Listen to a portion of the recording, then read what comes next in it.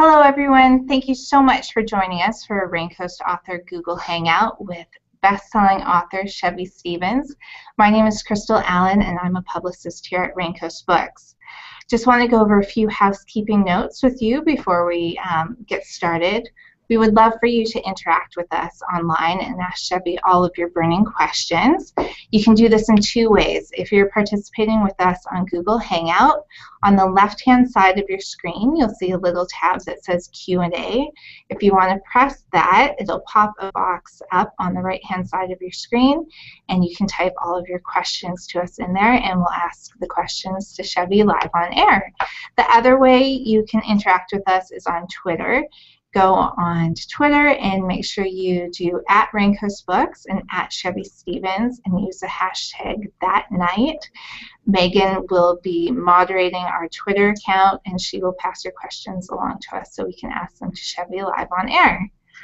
Now that housekeeping is out of the way, it's my great pleasure to introduce to you Chevy Stevens, the best-selling author of Always Watching, Still Missing, and Never Knowing. Her new book, That Night, hit bookstores yesterday. If you're a fan of Orange is the New Black, this is the book for you. It's filled with high school backstabbing, women's prison drama, and tons of twists and turns that make it impossible to put down. Google Hangout friends, I introduce to you Chevy Stevens.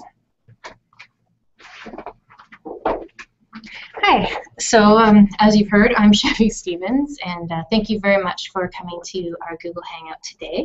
I'm excited to get to talk to everyone and hear your questions, and this is a great way for me to introduce my new book, which came out yesterday. So That Night is about Toni Murphy, and she's a girl whose sister was murdered, and she and her boyfriend are falsely convicted for the murder and spend 15 years in prison. The story is about what led up to this crime and what happened when she was in prison and how she's trying to adjust to her life on the outside. This is the first of my novels that was initially sparked by a true story. One night I was watching Dateline on TV, and I heard about a true case down in Montana where a man was arrested when he was 17 years old for the murder of his girlfriend's sister. Years later, somebody picked up this cold case, was investigating it, and it turns out there were some young girls in this town who were very jealous of the girl who was murdered, and a lot of people suspect they had something to do with the murder, although it's never been proved. The gentleman did eventually get released, but that started the thoughts processing for me, and I started imagining what that could be like if you'd spent that many years in prison, especially if you were falsely convicted. What does that feel like? And when you go in at such a young age, how does that affect you, and what would happen when you come out? How do you begin to rebuild your life? And what if you were never proved innocent, but you were eventually released, and everyone is still looking at you like you're guilty, and how incredibly difficult that must be. And I also really wanted to explore bullying in high school, which is, of course, something that many people face, and it can be very traumatizing, and it doesn't always lead to the tragedy that happened in this book, but it can really have some negative consequences for people's lives.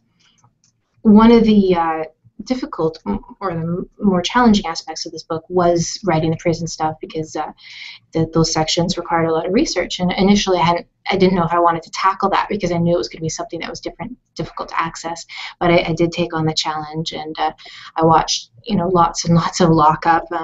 People asked me if I visited a real prison, but I did not. I read a lot of memoirs and biographies and anything online I could find, and tons of prison documentaries, and to talk to some people within the system. And sometimes it was difficult because I couldn't reach the sources that I needed to talk to, but I had to carry forward with certain sections. So I would have to work forward or backwards, and then work on different areas until I found who I needed to speak with, and then write. And I've always been fascinated with psychology. As anybody who's read my other books know, that's something I delve into a lot in my books. But the psychology of people who've been into prison and what happens to them, and how they cope, and the friendships and that form behind bars. People now do watch Orange is the New Black. I actually have not watched that show, but I think one of the draws is the relationships that happen behind bars, and that does happen. And for somebody like Tony, who doesn't have a strong relationship with her family, it can be that much more of a connection and that much harder to leave when you have to go process out into society again and integrate back into the real world, so to speak. So today I'm actually going to do a little bit of a reading for you. I'm going to read from chapter 3, which is when Tony, at 20 years old, is first brought to prison, where she is going to spend the rest of her life. The transfer van pulled up in front of the prison. I was in the back, in cuffs and leg irons, trapped in a metal cage like an animal. The doors of the van opened, and the correctional officers let me out, their hands tight on my biceps. I shuffled forward, staring in terror at the imposing building. It was all gray concrete, the blocks stained in big streaks like giant tears had swept down the sides. Razor wire wrapped around the top of the 12-foot metal fences that circled the entire building, and guards in uniform stood on towers, carrying machine guns. 15 years. The words echoed in my head, but I couldn't fathom, couldn't make myself grasp the reality of what that amount of time meant. As soon as I heard the judge's words and knew all hope was lost, something inside me had snapped off and disappeared way down inside. I felt removed from everything, like I was watching a surreal movie. They'd brought me over to Vancouver on a plane, and I'd remembered how Ryan and I had planned on traveling the world. It seemed like a lifetime ago that we sat in his truck and dreamed of our future, of our big escape. We had wanted out of Vancouver so bad, and now I'd give anything to go back, even if it meant staying there forever. I watched the officer's mouth move, but I couldn't focus on what they were saying, and they had to repeat themselves. I stared at my ankles as they led me inside. Shuffle, shuffle. I was aware that my legs and wrists hurt, but I didn't care. All I could hear was the whooshing of my heart and the words, 15 years. They took my photo and gave me my ID badge. Next, I was asked a bunch of questions while an officer filled out forms. Have you had any thoughts of hurting yourself? Are you on any medications?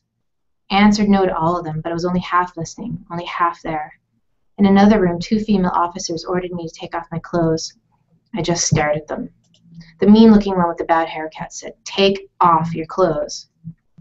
I'd been through this before, at the detention center when I was waiting for my bail hearing. I'd cried like a baby that time, sobbed in shame when they barked out their orders. Pick up your hair, stick out your tongue, lift up your breasts, bend over and cough. But this time, as I saw the annoyance and disgust on the officer's face, I started to wake up from shock, feel reality beginning to sink in at last. My sister was never coming home, and I was in prison. And then I found something I could grab onto, something I could feel with all my heart. I could feel anger. It rushed through my blood, hot and heavy and thick. I stripped, I spread my cheeks, I coughed, and I hated them. I hated every person in that place who assumed I was guilty, every person who sat in the courthouse, watched our trial like it was a show, and every person who'd lied on the witness stand. But most of all, I hated whoever had killed my sister, who'd taken her away from our family, taken away her chance to grow up, to have a future. I clung to the hate and wrapped it tight around me, a fierce blanket. No one was going to get inside my rage. No one would ever hurt me again. So thank you for listening to that. And now I think we're going to take some questions from you. Our first question comes from Shane Carr. He asks, what is the most important bit of advice you would give to aspiring writers? I think, wow, there's so much advice there. Is to just keep trying. I think people don't realize how many times you have to rewrite, that your first draft is not going to be your best draft, and it's a really good idea to get feedback from trusted sources, and then learning how to analyze feedback. You don't always have to agree with everything, but you have to take into account and think about it, and learning to interpret feedback I think is a really important thing, and being able to handle critiquing of your work. A lot of people aren't open to hearing that what they wrote wasn't amazing, that it can still have some improvement. So I think being willing to learn and grow is really important, and learn everything you can, read everything you can, join online forums, just really be open to the entire process, and always be willing to grow and to improve your craft. Next question comes from Twitter. Where do you write, and what is your writing process like? What is my writing process? It's every day I get in my chair. Usually I've been writing in my office lately, but sometimes I work at my trailer. It's really depending on what's happening in our, I have a young toddler now, so I've been working on my trailer a bit more because when she sees me going downstairs every time I get a cup of tea, she wants to talk with me and visit, and so I feel really guilty every time I have to go upstairs. So I'm working on the trailer, but lately I get up very early, I walk my dog, and then I start working. I work usually predominantly writing in the morning, and then the afternoons I'll do a lot of marketing. And I make any appointments I have to do in the afternoon because the morning is my best creative time. And a little thing that not everyone knows about me, but I'm obsessed with earplugs, and I wear them every time I write. Although I'm getting a little bit more used to having noise around me, but I'm pretty hooked on earplugs.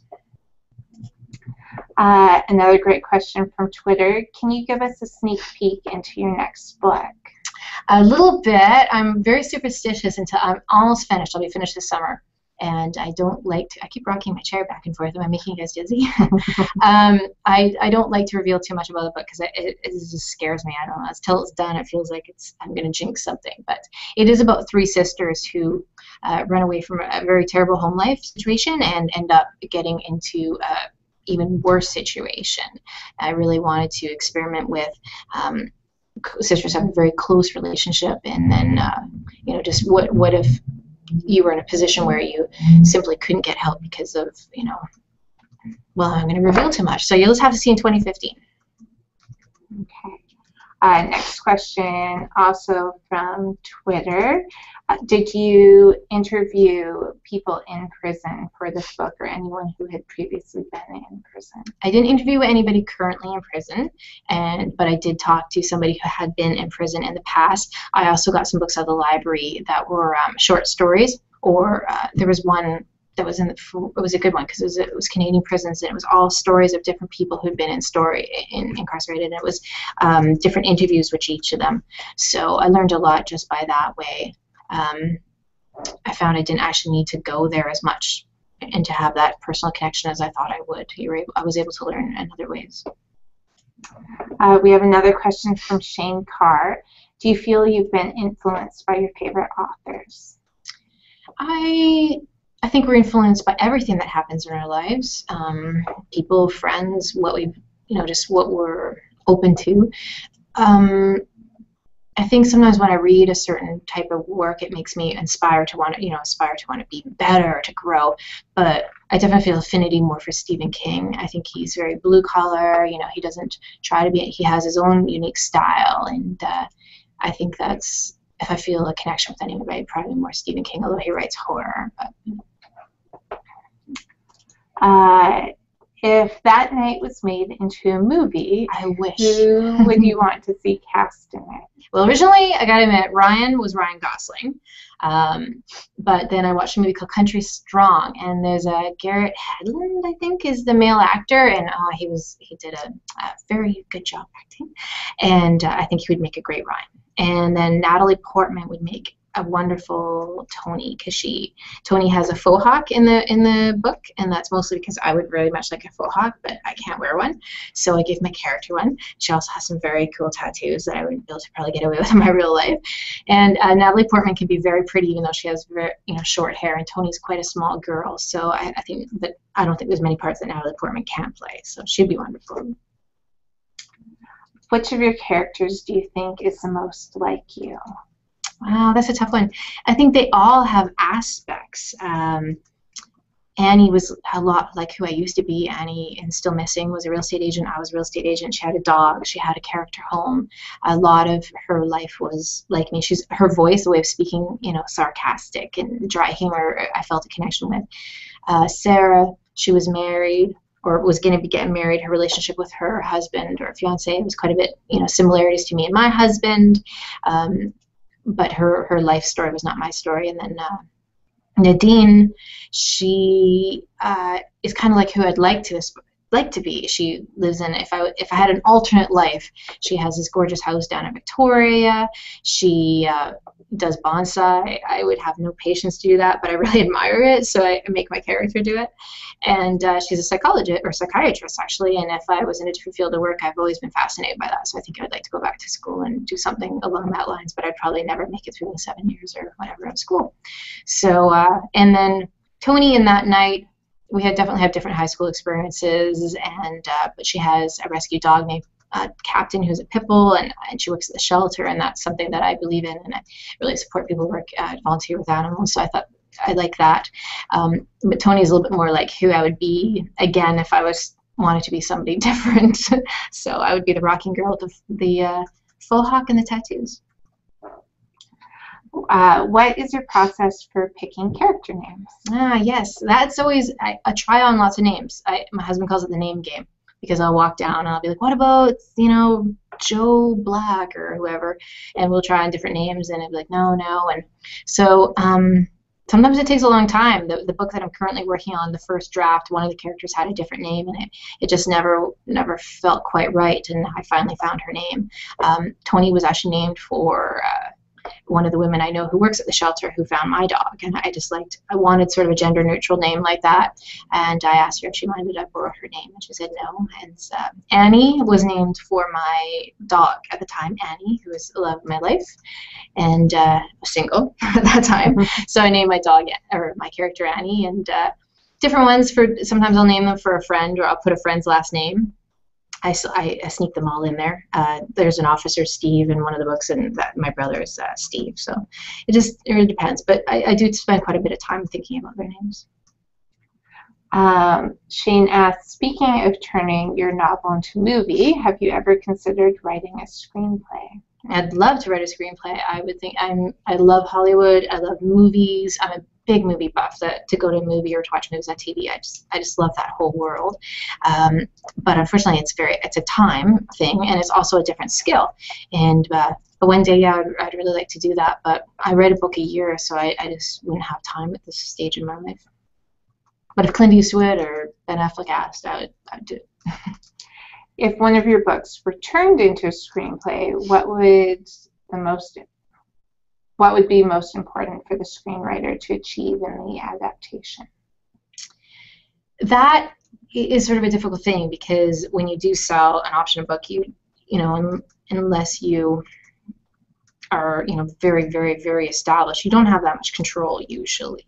I think I would just be honestly very happy if anybody wanted to make a movie of that. Of course, you'd like them to stay true to the book as much as possible. I'd still love them to set it, in Canada. That would be important to me. But often they do have to change things, because what works well in a book will not work on screen. So I don't know. I think I'd have to face that when it happened. Which of your books would you most like to see turned into a movie? All of them. No, I actually think That Night is the one that I would most like to see as a movie. I would really like to see. It's just got something about the hot summer nights, the love between Tony and Ryan. Like, I can see them in the pickup truck. I can see them going down to the lake and the prison, those parts, and Tony seeing the before and then the after. It's the one that I would most enjoy seeing on the screen. I think that'd be great. Question from the web. Animals play a huge part in your work. Are you a big animal lover, SPCA volunteer? I am a huge animal lover. I did used to volunteer at the SPCA. I would help I went in and cuddled the sick cats on Saturdays. Cats that are sick don't like to eat, so I would go cuddle with them. But unfortunately, life got busier, and I just don't have that time to do that. But I did adopt my first dog from the SPCA, Annie, and then I adopted Una there, and that through the process of getting Una, I spent quite a bit of time. I fostered her for 2 weeks, but I also went in and talked to the shelter manager a lot, and I just became sort of friendly with them, and I'm absolutely amazed by what these people do. I love animals, but I wouldn't be able to do what they do and see what they see, and so I incredibly admire that the selflessness that what they give to animals, and this is anyone who works in volunteer and vets as well. And so, so I'm not physically able to help, but I do. Every time they have online auctions, I try to promote, or give them books. And I do currently sponsor the doggy adoption counseling room at the SPCA, and they're hoping to build a new shelter there in the next couple of years. And I am sponsoring one of the dog kennels there in the name of my Annie, who passed away. Have you always known you wanted to be a writer? Did you do anything else for a living before becoming a writer? Yeah, what didn't I do? No, I did daydream about being a writer as a child, but I think I also wanted to be a lawyer, and I was initially planned on being an artist. I was going to college, and I spent about 4 months in university, but then like many teenagers do, I wasn't really ready for university at that stage in my life, and I ended up dropping out and working in a restaurant for a while, and then I eventually got into sales, and I was a sales rep on Vancouver Island for 8 years. I sold teddy bears, and, and I sold for a gift company, and then I was in real estate for 3 years.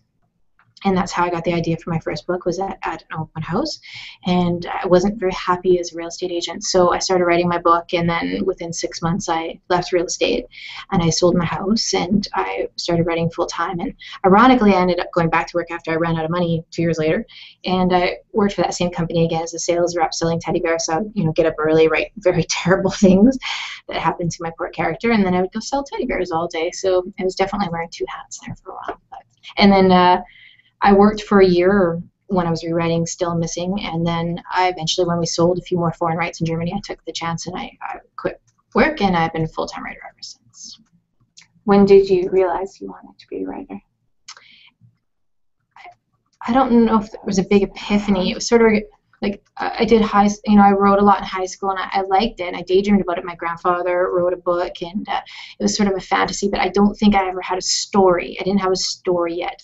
So it's not that I sat down and said, I'm going to be a writer, so I'm going to come up with a story. It's that I had this story, this idea that came to me when I was at an open house. And I remember talking to my aunt previously to that. And it was at the stage of my life, I was 30, and just really questioning what I wanted to do and where I wanted to be and whether I was living my life's purpose. And I didn't feel that I was. So I remember speaking to an aunt, and I said, I think I was supposed to be a writer. I still remember seeing the email. I still remember those words coming at me. She said, it's never too late. And after that, I started, every movie I saw had a writer in it. Every book I saw had, was about a writer. Everything was like, the universe was like, writer. I would dream in prose. I would see sentences landing on pages. And then I started writing short stories for myself and different things, and then this, this idea came to me, and I started thinking about it for 3 months obsessively, and then I just sat down one day and wrote. And my first draft was terrible. It didn't even have paragraphs or quotation marks. And then I set about learning to write, and that was a good 4-year process. Use a smattering of real and fictional places in that night. Can you tell us about your process and when you decide to choose real places versus fictional places? When it's going to get me in trouble, or when it wouldn't be nice to somebody else. In Still Missing, everything, but I pretty much made up every area. But then in Never Knowing, I found it's kind of difficult to continually make up new town names that aren't already, there's only so many lakes or so many, so I did use real areas, but I always change business names for obvious reasons. And in that night, I made up the prison, because Vancouver actually doesn't have a prison like that. Vancouver has the Fraser Valley Institute, I believe it's called Fraser. I can't remember the name, sorry, but it's a different style of prison.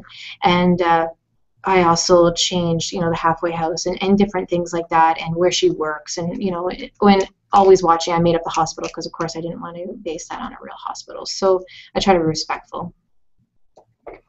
Vancouver Island features prominently in your books. Are you originally from the island? I am a born and raised island girl. I've only lived in Ottawa for 3 years when I was a child, but other than that, I've been island my whole life, and feel very blessed to have been able to set my books there, because it's not actually a lot of Canadian authors aren't always able to, their books don't always do that well in the States. So feel very lucky and fortunate to share Vancouver Island with the rest of the world. I love it when I get letters from Germany and all over the world, and people just love the island. So I like that. My current book, though, has taken place in the interior BC. It's still BC, but I had to move off the island. I was running out of, there was just a few too many bad things happening on this island. What's the best way to find your story or find your idea? How do you overcome writer's block? It's a challenge. You have to stay on it. I don't work on contract. This, as much as it's my passion, it's also my job. So I don't really have the luxury of going, well, I just don't feel like working for the next couple of weeks until the idea hits me. I have to actively work the process. So an initial premise idea, my editor and I may have some discussions. We may be some what ifs. I might be saying, I saw the show, or I've been really wondering, like, what would happen if this, or she'd be like, and she'll add to it, well, what if it was the girl that did it? And then we'll have a brainstorming session, and we may have a couple of those phone calls. And sometimes they can be painful. Sometimes you feel a little bit panicky because you feel like you're not going to find your story. And for an author to not know what your next story is actually quite terrifying. It's almost as scary as facing a blank page. And then I'll spend a while writing it out. And I'll really, that again is difficult because you don't want to plot out everything, but you do need to see that the story is going to hold together before you start the process. And then I will actually start. And then lots still happens when you're writing. Things change, things grow, characters' names changes. This last book that I'm currently working, I ended up the second half of the book completely rewriting it because how I initially wrote the outline and what I tried to follow didn't work. So I ended up having to rewrite the second, but through the process of going in the wrong direction, discovered the right direction. So the book is much stronger than it would initially been, but of course I would have much rather gotten there in the beginning, but it just doesn't always work that way. Where did you get the ideas for each of your books? Well, Still Missing came to me from an open house. It was just a scary what if somebody took me, what would it be like? It was never so much about the abduction itself, but the after. Like, what would it be like to come home and everything's changed, and your dog, your house, your mom, everything's different. So I really wanted to feel like what that would be like. Never knowing was an initial premise idea that my editor had suggested. She said, what would it be like if you were adopted and you found out that your father was a serial killer? And then I had been toying with some other ideas, and they worked in there. There was a famous crime in Wills Great Park, a terrible crime, actually. This family was killed in one of the provincial parks, and really haunted me, just this image of how a lot of people don't realize this, but BC has gorgeous parks, but they're very, very remote. And I started thinking what could happen in these places. And then always watching, I wanted to talk about cults, and there was a commune where I grew up when I was a child, and that was something that really always stuck in my mind as well. And I knew I wanted to write about Nadine. Nadine is in the first two novels. She's the silent therapist, but she talks in this book. So I wanted to write about her story, and I just sensed that she had some problems with her daughter, and I wanted to work through those. And that night, as I explained earlier, came initially from a TV show that I saw, and then it just really grew from there. A lot of times when I research, I get story ideas from the actual research. Have you ever had the urge to branch out into other genres, any sci-fi, vampire romances, or children's books? I try to put that all in a book. Children's stories, no. I think that's a very, very unique talent to write children's stories. I love reading my daughter children's stories, but I know that is not my skill set. Something bad would happen to the teddy bear. It wouldn't work out. I would want to be, thrillered up a little. I sometimes would like to write a black comedy or something. I love writing a real dry, sarcastic voice, but so far every story that, the stories that are coming to me don't fit that sort of narrative voice, so I haven't done that because I write in contract, and my fans are thrillers at this stage too. I continuing in that genre. I like putting a little bit of romance in my book. Tony and Ryan, I was able to give them that love, and that was for my previous books. I hadn't really been able to do that, so I really enjoyed exploring that teenage romance, which I think teenage romances are some of the most passionate romances because they believe so truly that this is the only person for them. So I try to work some of them in there, and I loved fantasy when I was younger, and I'd love to write them one day, but not right now. Still got a few thrillers to write. High school bullying plays a huge part in that night. Where did you get that inspiration from, and what were you like in high school? Yeah, I was a bully. No, I wasn't.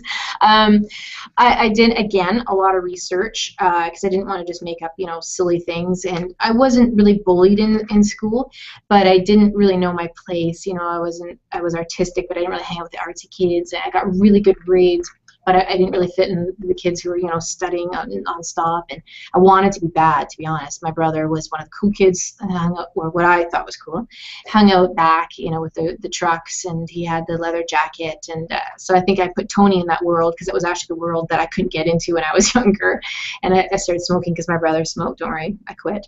But So where was I going with that? I lost my train of thought. What was the question? Sorry. The high school bullying. Oh, yes. Played a big part. Yeah. So I read a lot of books, and there was a really good one called Queen Bees and Wannabes, which inspired Tina Fey's book or movie, The Mean Girls. And I became fascinated by the psychology between girls, especially how vicious girls can be and how they can ostracize, if they're mad at one girl, they can completely ruin that girl's life. And unfortunately, that's terrible. It's more than unfortunate, but there's been a couple of horrific cases in the last few years where girls were terribly bullied, especially with the way cyberbullying can happen now, because it's almost, I think, even more vicious because people will say things online that they won't say in person. And there's been some tragedies of some girls committing suicide and terrible things. And when you're in high school, you can feel like you have nowhere else to go. And one of the greatest tragedies is that children often don't tell their parents. And it's not that they don't trust their parents. Sometimes they're just really ashamed. They're deeply ashamed of what is happening to them. And so this was also a way of, exploring that and how helpless that can feel when somebody decides to make you a target. And bullying happens as adults. It can happen in a workplace. It can happen anywhere. And it's an awful thing. Shane says, speaking of high school, you did a fantastic job recapturing teen life in the early 90s. The music, the clothes, everything. How much of your own experience as a teen made it into the book? A little bit, like, when they're hanging out back, and that I remember that from our high school. But I wasn't in the grudge era. I graduated in 91. Tony graduates in 1996. So when I was in high school, it was more AC/DC and Akita and, acid wash. So I had to do some online research about what were the styles at that age. And I do remember Kurt Cobain, but I was in my 20s. So I had to do a little bit more, and I have some friends. I had some younger friends, so I would ask them what was cool when you were a kid and what was really in, and things that I took for granted now. I had to remember. Wait, would they have had cell phones? And I had to, when did we go to discs and when did we go to VCRs? And so I had to remember all that. Do you pick the names for your books, or is it something an editor or marketing department handles or helps you with? All the titles. Still Missing and Never Knowing came to me. Always Watching, I originally had called Always Listening, and then my editor and I discussed that one, and that Always Watching was much had more impact, in which she was absolutely right. And then That Night came to me when I first started thinking about this book. I was just like, that night. I just thought about it as everything moving towards this one night that everything changed in all of their lives. And so when I first pitched that concept and talked to my editor, I said, I think I should be called That Night, and she loved it right off the bat. And then the one that I'm currently working with, the title came from that night. There's a phrase in the book, which when the other book released, you'll know it, and it came out, and my editor and I both loved this phrase, and when we started talking about the idea for my next book, we almost built a story for that title. The relationship between mother and daughter in That Night is extremely complex. Has your outlook on this changed since becoming a mother? I was actually pregnant while I did write that book. I don't know if my outlook has changed. What it has changed is I would have a very difficult time having anything bad happen to a child in a book now. I think that is very difficult for me, and I think it has changed a little bit. And like sometimes I have a tendency to want to make the moms be all really, really good moms, because that's how I would want to be with my child. But of course, in the real world we make mistakes, and we're not always perfect. And so I do notice that sometimes it has altered a few things. I think we're going to take two more questions. What has been your most memorable moment since being published? My most memorable moment. I remember the day that I found out we were selling my 3 books, or I got a 3-book contract from St. Martin's. I got a Starbucks coffee, and sat on a beach. I remember, I think one of the biggest moments was when my publisher sent me down to New York for a few days to meet everyone, and that was incredible for a kid who grew up in a ranch in Shawnee Lake, BC.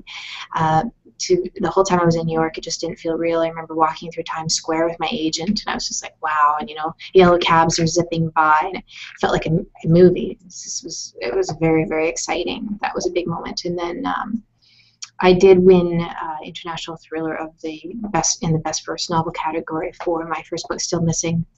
And that book was also in the New York Times. Those are all very exciting, very, very incredibly exciting moments. When I won the award, I actually was not able to fly to New York. I was booked, but my dog had passed away, so I didn't make that trip.